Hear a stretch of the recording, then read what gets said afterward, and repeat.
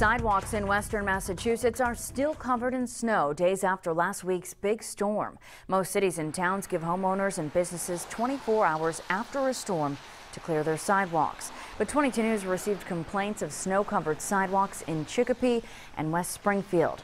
One West Side resident said this weekend's weather may have delayed some of the shoveling.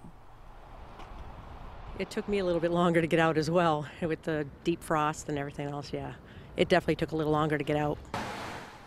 West Springfield residents could face a $50 fine for failing to shovel the snow off their sidewalks.